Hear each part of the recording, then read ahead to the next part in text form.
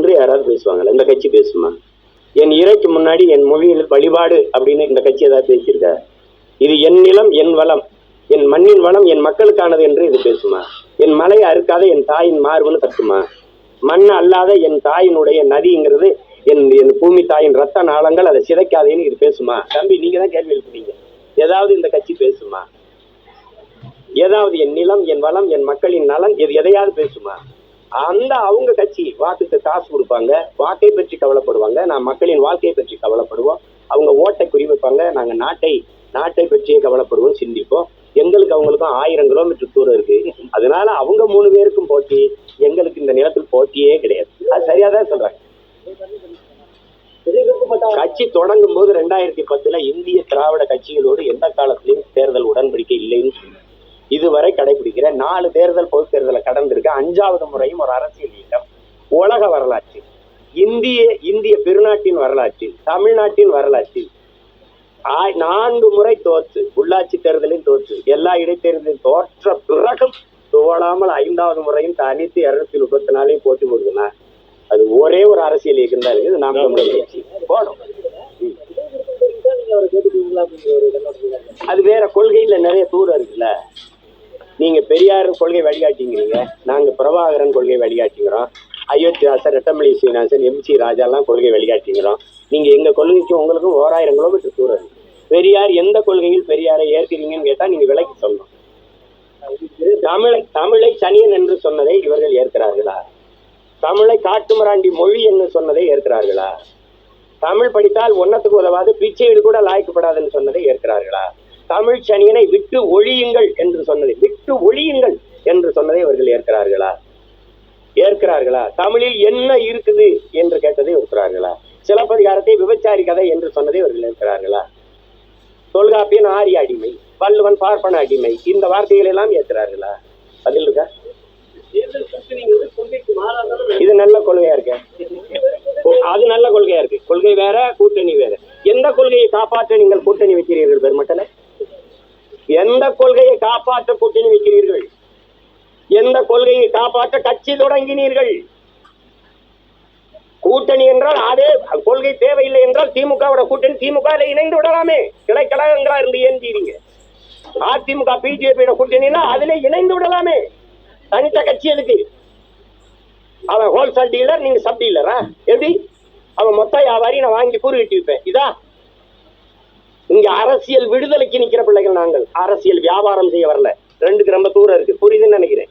இது வியாபாரம், அரசியல் வியாபாரம். தேர்தல் கொள்கையாது கேள்வியாது. அப்படின்னா இந்த நாட்டில் இருக்கிற எல்லா பிரச்சனைக்கும் காரணம் இந்த 4 கட்சிகள், காங்கிரஸ், பிஜேபி, திமுக, அதிமுக. தமிழ்நாட்டில் என் மாநிலத்தின் உரிமை எல்லாம் எடுத்துக்கொண்டு போனது காங்கிரஸ், கூட இருந்து துணை நின்றது திமுக, அதிமுக.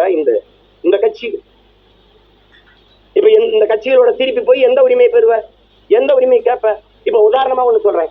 உள்ஒதுக்கீடு, அருந்ததிய மக்களுக்கு உள்ஒதுக்கீடு கொடுத்தீங்க.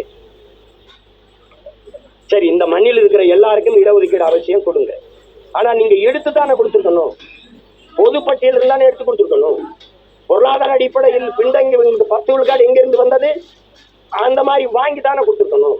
நானே தாழ்த்தி வீழ்த்தப்பட்டு கிடக்கிற எனக்கே மொத்தம் 18 தான் இருக்கு. 10 அதுல எஸ்டின்னு ஒரு சமூகம் இருக்கு, அவனுக்கு சாதி சான்றிதழே இருக்கு.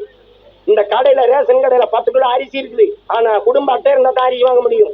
அவனுக்கு குடும்ப அட்டையே கிடையாது, சாதி சான்றிதழே இல்ல, கம்யூனிட்டி சர்டிபிகேட்டே கிடையாது. அந்த நிலையில நீங்க என்கிட்ட இருந்ததுல 3 எடுத்து கொடுத்துட்டீங்க. சரி, கொடுத்துட்டீங்க. அவனுக்கு என்னைய மாதிரி விழுந்து கிடக்குறான், அவனுக்கு கொடுக்கறது சரி. ஆனா நீ பொதுவுல இருந்தா கொடுத்துருக்கணும், சரியான ஆட்சியாளர். நீ எனக்கு எப்படி எடுத்து கொடுத்தீங்க? நானே நெளிஞ்சு தட்டில் 4 பருக்கை போட்டு சாப்பிட்டு இருக்கேன், அதுல 2 எடுத்து அவனுக்கு கொடுத்துட்டீங்க. சரி, விட்டுடலாம். அல்ல, ஃபர்ஸ்ட் ப்ரிஃபரன்ஸ் நீ ஏன் போட்ட? முன்னுரிமை நீ ஏன் போட்ட? அவனுக்கு போக மிச்சம். நீ சாப்பாடு என்னது? அவன் சாப்பாடு அப்படியே தனியா இருக்கு.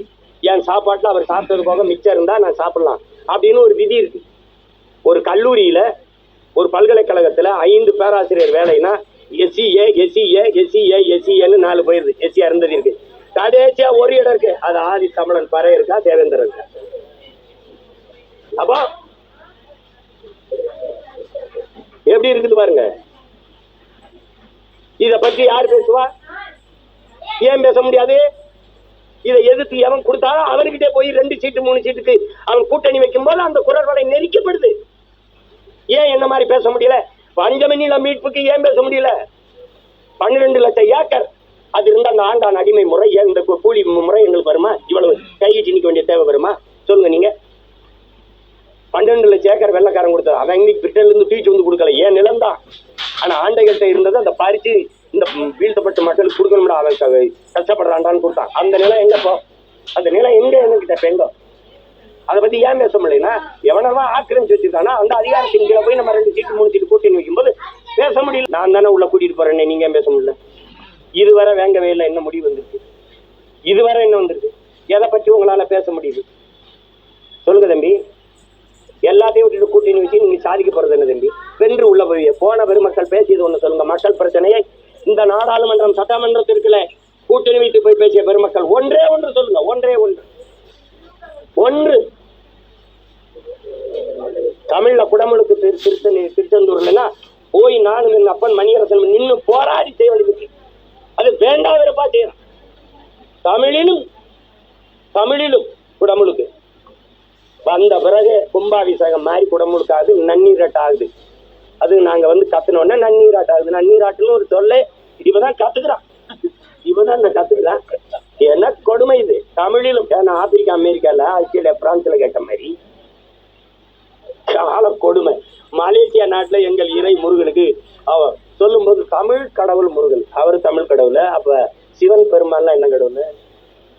அவரு இங்கிலீஷ் கடவுளா, இந்தி கடவுளா? அவனு ஏன் இறைதான். இறைவனை இரவல் கொடுத்த வேண்டாம், கடவுளை கடன் கொடுத்த மக்கள் நாங்க. எங்ககிட்ட சும்மா ஏதாவது பேசிட்டு கூட்டணி கொள்கை வேற, கூட்டணி வேற. அது நல்ல கொள்கையா இருக்கு, அப்படியே கடைபிடிங்க. ஒரு சீட்டு 2 சீட்டு அப்படின்னு நம்ம பேசுறோம். பக்கத்துல ஒரு எம்எல்ஏ இருக்காரு, அவர் உங்களோட அடுத்த தேர்தல்ல சேர்ந்து பயணிக்கிறதுக்கு கேக்குறீங்களா? அது எங்க அண்ணன் தான் முடிவு பண்ணோம். எங்களோட போய் நம்ம எல்லாம் ஒன்னா நிப்போம்னா நாங்க ஒண்ணும் இல்ல, நாங்க ஒரு தாய் பிள்ளைய ஒன்னா நிப்போம். நான் எல்லாரும் இல்லை, இவரை என்ன கூப்பிட்டுருக்கீங்க? இவரை கூப்பிட்டா வேணான்ட்டாரு. இவங்க எல்லாம் தேர்தல் அரசியல புறக்கணித்தவர்கள், புரட்சிகர இயக்கங்கள். ஒரே ஒரு கேள்வி கேட்டேன், அதிகாரம் மிக வலிமையானதுன்றாரு. அதிகாரம் மிக வலிமையானதுன்னு புரட்சியாளர் அண்ணல் அம்பேத்கர் சொல்றாரு. அது ஏற்கிறீங்களா எதுக்குலான்னு கேட்டேன். அண்ணன் அமைதியா உட்கார்ந்து இருந்தாரு. எல்லா துன்ப கூட்டுகளுக்குமான சாவி ஆட்சி அதிகாரம் மட்டுமே கற்பிக்கிறாரு. நமக்கு அடிமைப்பட்டு கிடக்கிற சமூகத்திற்கு அரசியல் விடுதலை ஒண்ணுதாண்டா இருக்குங்கிறாரு. அதுல வாக்கு என்பதாண்டா வலிமை மிக்க கருவிங்கிறாரு. இதை ஏற்கிறீங்களா எதுக்குறீங்களான்னு கேட்டேன். எதுவும் பேசல கூட நினைக்கிறோம். புரியுதுன்னு நினைக்கிறேன்.